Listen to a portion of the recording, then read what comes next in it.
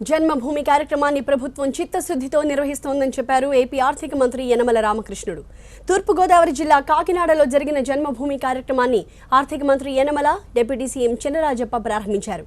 జన్మభూమిలో అధికారుల దృష్టికొచ్చిన సమస్యలు, దరఖాస్తులు అన్నిటినీ వచ్చే జన్మభూమి నాటికి పరిష్కరిస్తామని తెలిపారు ఆర్థిక మంత్రి.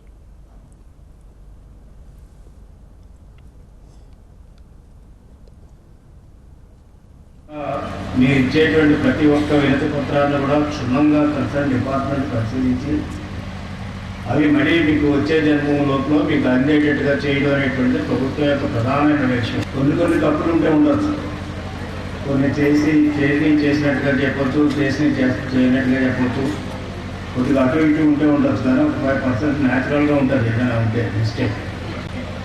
బట్ బై అండ్ లార్జ్ ఈ ప్రభుత్వం ఎందుకు సీరియస్గా ఉన్నామంటే ప్రజల యొక్క సమస్యలన్నీ కూడా పరిష్కరించేటువంటి దిశలో ఉన్నా అంటే ఈ రాష్ట్రం స్వర్ణాంధ్రప్రదేశ్గా తయారు చేయాలనేటువంటి ప్రభుత్వం యొక్క ఆలోచన.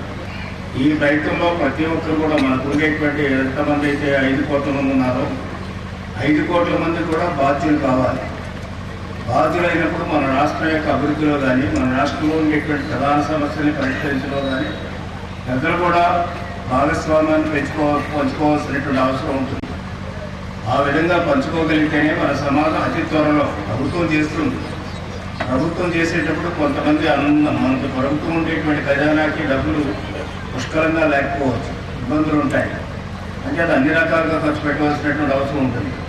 ఈ సందర్భంలో మనం స్వచ్ఛంద సంస్థలు కానీ అదేవిధంగా ప్రజలు కానీ స్వచ్ఛందంగా ముందుకు వచ్చినట్లయితే మనం చాలా సమస్యలు పరిష్కరించగలం.